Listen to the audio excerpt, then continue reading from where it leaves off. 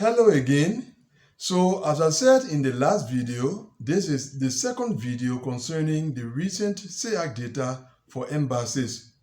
I also said that in this video, we will consider embassies that are promising and those that are not promising for the time that is still left when it comes to the scheduling of interviews in the DV 2023 program. So that is what we are going to do today. Welcome as we go into it.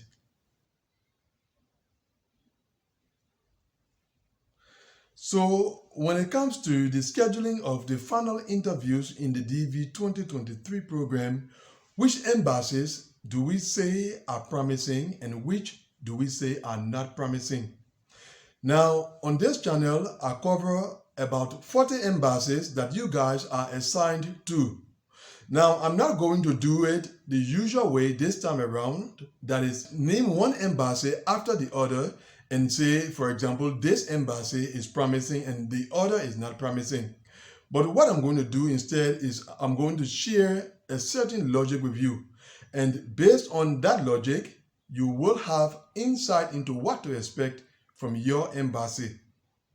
Now, with that, there will be no need to ask me concerning specific embassies.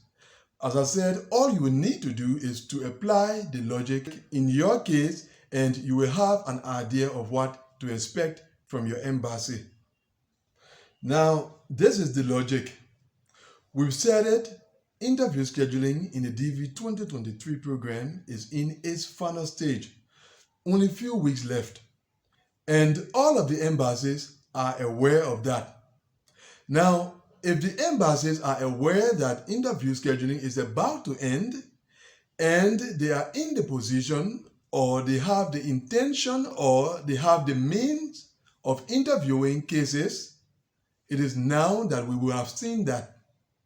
They wouldn't wait until the very end before they start to interview the cases that they are in the position to interview.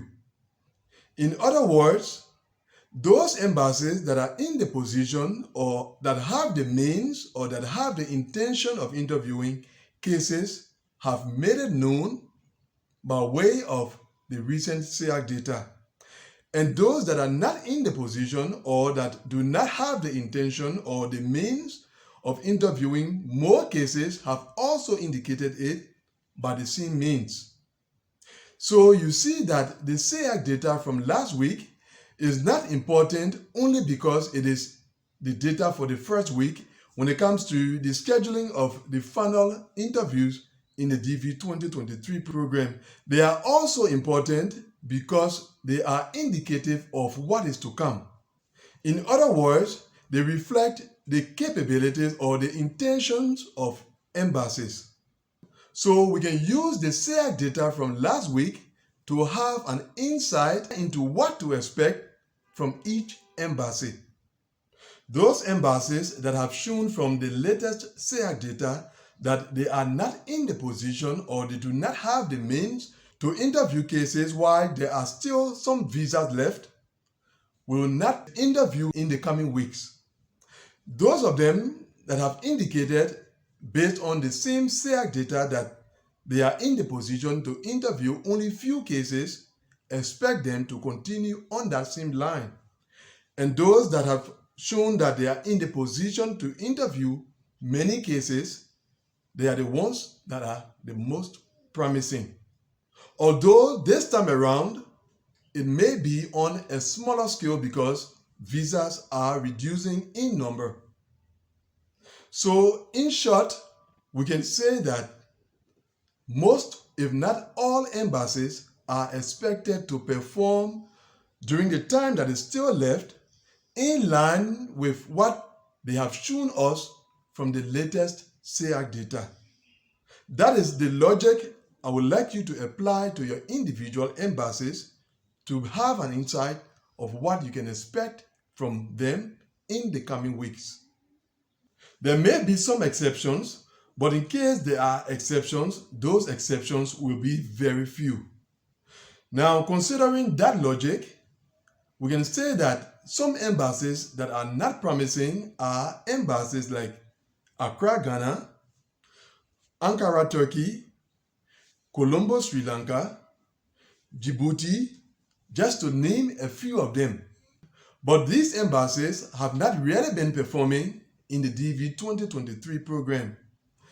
Now, there are other embassies that were performing or that have performed well, but the reality is that they have simply come to the end of interviewing diversity visa cases. And so there will not be further interviews scheduled at such embassies. Then at the other end, we have those embassies that we can still count on, and they are the ones that have been observed from the latest SEAC data that they are in the position or they have the means of scheduling more cases. And those embassies include Monrovia, Liberia. It is possible for the interview scheduling range at that embassy to increase further to include more cases. Another embassy in such a situation is Nairobi, Kenya. It is true that most of the cases still remaining in Nairobi will not be interviewed, but it is still possible for Nairobi to interview more cases. It may not be up to the number that were scheduled during the last week, but there is still hope for some applicants assigned at the embassy in Nairobi, especially those that are just above the current interview scheduling range of 34,000. Another thing about Nairobi is that you could have a few cases outside of the existing interview scheduling range to be scheduled for interview. Those will be exceptional cases, but that does happen. You sometimes have such cases being scheduled. Now, the next embassy is Suva, Fiji. Suva has shown that they are in the position to interview more cases, and so we can expect more cases to still be scheduled for interview at the Suva embassy. Now, if we should touch on an embassy like Addis Ababa, Ethiopia, Addis has shown that they are still in the position to take a few more cases. So we can expect a few more cases to be scheduled for interview at the Addis embassy within the coming few weeks. And it will be those who submitted their DS-260 early enough. Same is the case of the embassy in Kinshasa, the Democratic Republic of Congo. They have demonstrated that they can still take few more cases, so we can still expect them to take a few more cases in the coming few weeks. So that is what I personally foresee based on experience and based on the existing realities. So that is it. That brings us to the end of this video. Thanks for watching it. See you, God willing, in the next one.